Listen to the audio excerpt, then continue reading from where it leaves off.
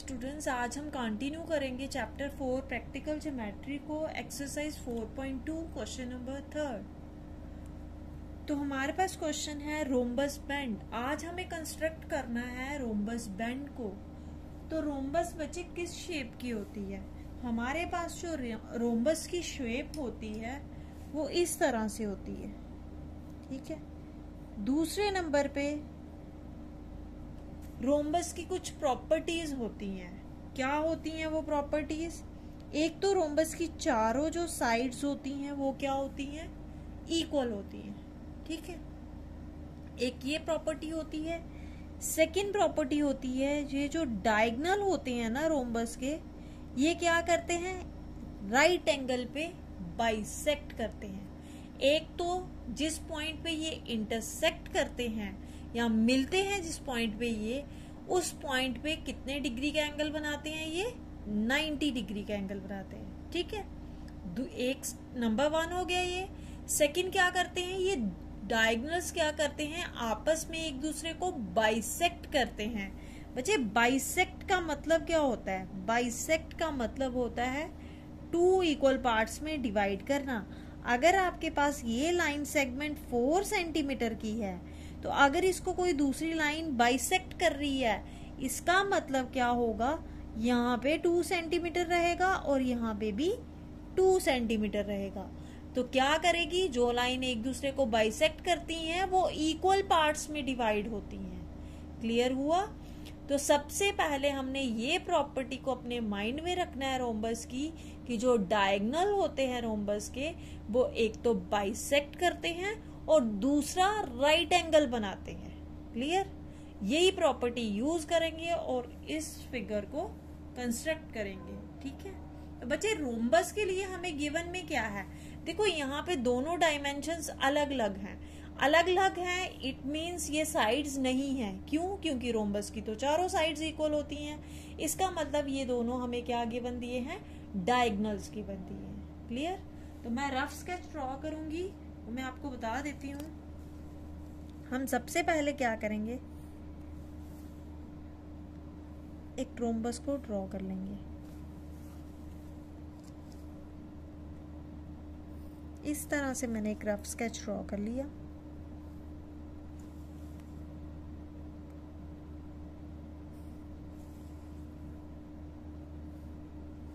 ठीक है बच्चे, ये रफ फिगर है इसलिए इसको इस तरह से ही ड्रॉ कर लेते हैं। नेक्स्ट क्या करेंगे हम? देखिए, अब हमें डायगोनल्स दिए हैं। एक BN दिया है, दूसरा DE दिया है। हम हमेशा इनमें से जो इवन नंबर पे खत्म हो रहा होगा ना, जिसकी डायमेंशन, हम वही वाला लेंगे, ठीक है। यहाँ पे तो बच्चे क्या करेंगे? जो इवन नंबर वाली डायमेंशन होगी उसको हम डिवाइड कर सकते हैं, क्योंकि इवन नंबर वाले को जब आप डिवाइड करोगे, डिवाइड क्यों करना है हमें ये मैं बताती हूँ। बाइसेक्ट का मतलब 2 इक्वल पार्ट्स में डिवाइड हो रहे हैं। तो 5.6 का हाफ क्या होगा? 5.6 का हाफ होगा हमारे पास 2 से 4, ठीक है। 1 कैरी 16 बना, डेसिमल आ गया 28 से 16। इसका मतलब 5.6 का हाफ हमारे पास आ रहा है 2.8, ठीक है। और क्या करेंगे उसको हम? जो 2.8 वाली जाए, ये जो इवन नंबर वाला होगा उसको हम बेस लाइन नहीं लेंगे बच्चे। ऑड वाले को हम सीधे उसका एक डायगोनल ड्रॉ कर लेंगे। सबसे पहले ये याद रखना, हमने क्या करना है? ऑड वाले को ये वाली लाइन सेगमेंट लेनी है, इस तरफ वाली लेनी है, नीचे वाली। इवन वाले को नहीं लेना है। सिर्फ इतना सा याद रखना, इससे आप कंफ्यूज नहीं होगे, क्योंकि जब आप 6.5 को 2 से डिवाइड करते हो, आपके पास आता है 2 3 से 6, फिर डेसिमल आ गया 2 2 से 4, पीछे कितना बचा? 10, 2 5 से 10 बचे 3.25। फिर आपको स्केल पे 3.25 लेना पड़ेगा।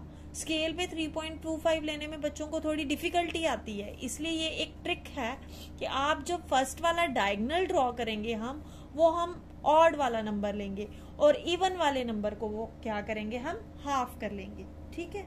सिर्फ इतना सा याद रखो, उसके बाद आप जैसे कंस्ट्रक्ट करोगे ये कंसेप्ट भी आपको क्लियर हो जाएगा।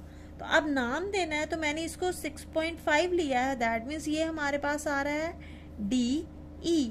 अब बच्चे, आपने खुद ध्यान से नाम देना है कि आप इसको किस तरह का नाम दोगे ताकि बैंड बने। तो मैं बी इसको दे देती हूँ, ई ये आ गया और एन ये आ गया। ठीक है, मीन्स बी एन हमारा 5.6 सेंटीमीटर होना चाहिए ये वाला डायगनल, और ये वाला हमारे पास होना चाहिए 6.5 सेंटीमीटर। तो सबसे पहले मैं ले लूंगी ऑड वाली डायगनल की लाइन सेगमेंट ले लूंगी, वो है हमारे पास 6.5 सेंटीमीटर। तो यहाँ पे हम क्या करेंगे, 6.5 सेंटीमीटर की लाइन सेगमेंट को ड्रॉ करेंगे। आपने कुछ नहीं याद रखना, आपने सिर्फ यही याद रखना है कि आप इन दोनों नंबर्स में अगर आपके पास एक इवन है और एक ऑड है तो आप क्या करोगे, ऑड वाली लाइन सेगमेंट जो ऑड वाला डायगोनल दिया होगा उसी की लाइन सेगमेंट ड्रॉ करोगे। तो ये फर्स्ट स्टेप आ गया, हमने ये लिया 6.5 सेंटीमीटर, और यहाँ पे इसका नाम है डी और ई, इन पॉइंट्स का नाम। क्लियर। अब बच्चे हमने प्रॉपर्टी पढ़ी थी, मैंने आपको प्रॉपर्टी बताई है कि जो डायगोनल होते हैं रोम्बस के वो बाइसेक्ट करते हैं। ठीक है, तो हम क्या करेंगे, सबसे पहले इसका क्या, इस लाइन सेगमेंट का क्या ड्रॉ करेंगे, परपेंडिकुलर बाइसेक्टर। क्यों? क्योंकि जो परपेंडिकुलर होता है वो 90 डिग्री का होता है। आपको पता है ना परपेंडिकुलर कितने डिग्री का होता है, 90 डिग्री का होता है। तो सबसे पहले हम इस लाइन सेगमेंट का क्या ड्रॉ कर लेंगे, परपेंडिकुलर बाइसेक्टर। तो परपेंडिकुलर बाइसेक्टर लाइन सेगमेंट का कैसे ड्रॉ करते हैं, हाफ से ज्यादा आपने क्या करना है, कंपास को खोल लेना है। जितनी भी ये लाइन सेगमेंट होगी उसके हाफ से ज्यादा आपने उसको कंपास को खोल लेना है और आर्क लगा देनी है। एक आर्क आपने ऊपर लगानी है, एक आर्क आपने नीचे की तरफ लगानी है लाइन सेगमेंट के। ठीक है बच्चे, क्या करना है, हाफ से ज्यादा आपने इस लाइन सेगमेंट को यहाँ पे इस पे रखा और हाफ से ज्यादा खोल लिया, एक लाइन सेगमेंट ऊपर लगा दी और एक आर्क ऊपर लगा दी एंड एक आर्क आपने नीचे लगा देनी है। सेम वे से आपने पॉइंट डी पे भी कंपास रखनी है और एक आर्क ऊपर की तरफ लगा देनी है और एक आर्क नीचे की तरफ लगा देनी है। ठीक है, जितनी एक बार कंपास खोल ली उसके बाद उसको हिलाना ही नहीं है। क्लियर। अब ये हमारा होता है परपेंडिकुलर बाइसेक्टर। ये देखिए बच्चे, ये एक इस पॉइंट पे आर्क मीट की है, ये मार्क है, और दूसरा ये वाला है। अब इन दोनों पॉइंट्स को हम क्या करेंगे, ज्वाइन कर देंगे। क्लियर। तो देखिए इसको मैंने ज्वाइन कर दिया इसको ज्वाइन। अब क्या करना है हमें ये आपका सेंटर पॉइंट मिल गया और ये 90 डिग्री है ना, ये 90 डिग्री ये आ गया हो ओ। इसका मतलब क्या हुआ, ये एक डायगोनल है और दूसरे डायगोनल की जो डायमेंशन है वो भी हमें यहीं से निकालनी है, क्योंकि डायगोनल क्या कर रहे हैं, परपेंडिकुलरली बाइसेक्ट कर रहे हैं। बाइसेक्ट का मतलब क्या होता है, दो इक्वल पार्ट्स में डिवाइड करना। तो अब हमने एक तो ड्रॉ कर लिया है 6.5 वाला, दूसरा हमारे पास बचा 5.6 वाला। अब उसको 2 से डिवाइड कर देंगे, 2 से डिवाइड करके जो भी आंसर आया वो आया हमारे पास 2.8 सेंटीमीटर। तो हम क्या करेंगे, स्केल से 2.8 सेंटीमीटर कंपास को खोलेंगे। तो बच्चे 5 आ गया यहाँ पे हमारे पास, उसके आगे वाली लाइन होती है 6, उसके बाद 7 और नेक्स्ट उसके 8। ठीक है, तो मैंने क्या किया, 2.8 कंपास खोल ली।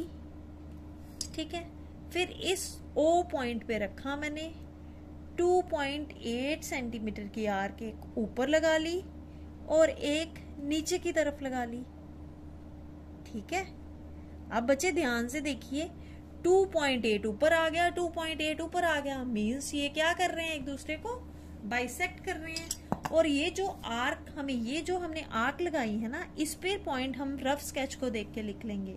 ये आ जाएगा आपका बी और ये आ जाएगा आपका एन। ठीक है, इस पॉइंट को अब क्या करना है, बी को डी के साथ ज्वाइन करना है पहले।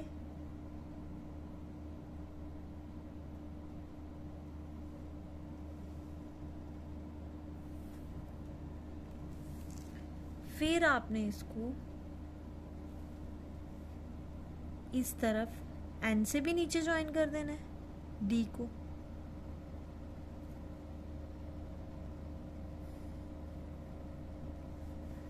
फिर एन को ई के साथ ज्वाइन कर देना है। इन चारों पॉइंट्स को हमने ज्वाइन कर देना है एक दूसरे के साथ, और बी को ई के साथ ज्वाइन कर देना है। ये बन जाएगी हमारे पास जो हमें रिक्वायर्ड रोम्बस ड्रॉ करनी थी, वो आ गई हमारे पास। क्लियर? यहाँ पे लिख लेंगे, ये आ गया 2.8 सेंटीमीटर और ये आ गया हमारे पास 2.8 सेंटीमीटर। क्लियर? 2.8 प्लस 2.8 कितना बन जाएगा हमारे पास? 8 और 8 16, 1 कैरी, 2 और 2 4 और 1 5 मीन्स 5.6। तो हमारे पास डायगोनल की लेंथ हमें 5.6 ही दी थी बी एन की। तो ये आ गया आपका जो आपने रिक्वायर्ड रोम्बस ड्रॉ करनी थी बच्चे, ये आपकी आ गई।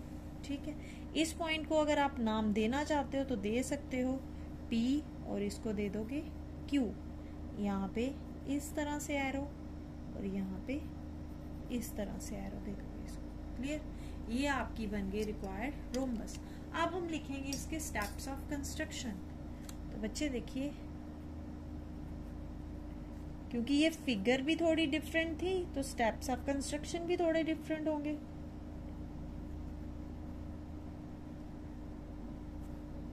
और ये इंपॉर्टेंट क्वेश्चन है आपका बच्चे। स्टेप 1 है आपके पास। सबसे पहले हमने क्या ली? एक लाइन सेगमेंट ली। तो लिख लेंगे take a line segment DE is equals to 6.5 centimetre. Next आ गया। फिर उसके बाद हमने क्या किया? उस लाइन सेगमेंट का हमने क्या लिया था? बाइसेक्टर ड्रॉ किया था। ठीक है, तो लिखेंगे यहाँ पे कौन सा बाइसेक्टर ड्रॉ किया था? Perpendicular bisector. तो हम लिखेंगे draw the perpendicular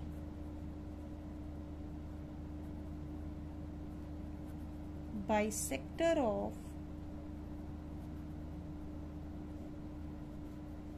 line segment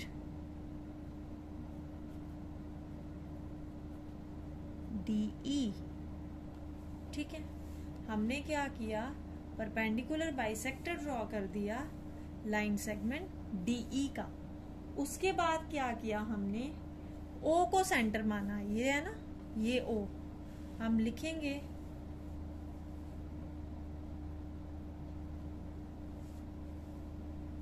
third step पे हम लिखेंगे with O as center and radius is equals to। फिर हमने क्या किया था? O को सेंटर माना था। रेडियस कितनी ली थी? 2.8 सेंटीमीटर। तो बच्चे आप कंफ्यूज हो जाओगे कि हमारे पास 2.8 कैसे आ गई। अगर आप इस चैप्टर को बाद में देखते हो तो हम क्या लिखेंगे? Radius is equals to 5.6 divided by 2 centimetre. ठीक है, ये किसके इक्वल आ जाएगा? 2.8 सेंटीमीटर। इससे आपको याद रहेगा। तो रेडियस किसके इक्वल थी? अगर हम 5.6 को 2 से डिवाइड करते हैं वो आएगा 2.8 सेंटीमीटर। उसको लेके हमने क्या किया था? आर्क लगाई थी। कहाँ पे? Draw arc each. कहाँ पे? above and below the line segment DE। हमने लाइन सेगमेंट DE के ऊपर की तरफ आर्क लगाई थी और नीचे की तरफ आर्क लगाई थी। ठीक है, तो हम लिखेंगे यहाँ पे draw arcs each above and below the line segment DE। ठीक है,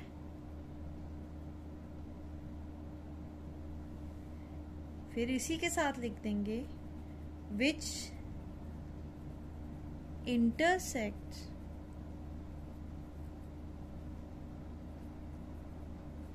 उन्होंने क्या किया था, बाइसेक्टर को किस पॉइंट पे इंटरसेक्ट किया, बी एंड एन पॉइंट पे, विच intersect the bisector,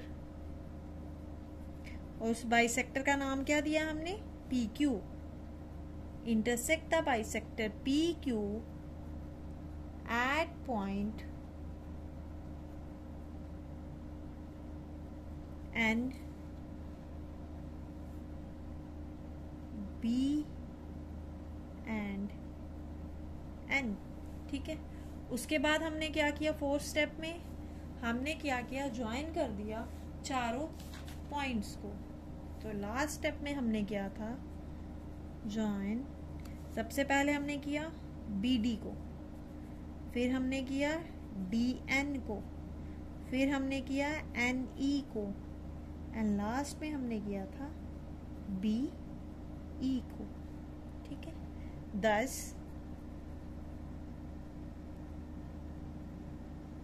bend is are required rhombus। Clear. तो स्टूडेंट्स, आपको रोम्बस ड्रा करने के लिए क्या करना है, सबसे पहले उसकी प्रॉपर्टी का थोड़ा माइंड में रखना है आपको, उसको रिमाइंड करना है आपने कि हमारे पास रोम्बस की प्रॉपर्टीज होती हैं कि उसके जो डायगोनल्स होते हैं वो बाइसेक्ट करते हैं एट राइट एंगल। वही रीजन है कि हम सबसे पहले क्या लेंगे, एक डायगोनल को बेस मान लेंगे और उसका हम परपेंडिकुलर बाइसेक्टर ड्रॉ करेंगे। जैसे मैंने आपको बता दिया, हाफ से ज्यादा खोल के हमने आर्क ऊपर और नीचे लगा देनी है आर्क, तो वो हमारे पास क्या आ जाएगा, परपेंडिकुलर बाइसेक्टर। परपेंडिकुलर बाइसेक्टर आने का मीनिंग ये हो जाएगा, एक तो वो लाइन हाफ ऑफ में डिवाइड होगी और दूसरा आपका क्या हो जाएगा कि वो सेंटर में राइट एंगल बना रही है। क्लियर। उसके बाद आपको पता है आपने क्या करना है, सेकंड वाले डायगोनल को हाफ कर लेना है और एक आर्क ऊपर और एक आर्क नीचे लगा लेनी है। सिंपली आपने इस क्वेश्चन को इस वे से करना है और ये आपका इंपॉर्टेंट क्वेश्चन है। क्लियर।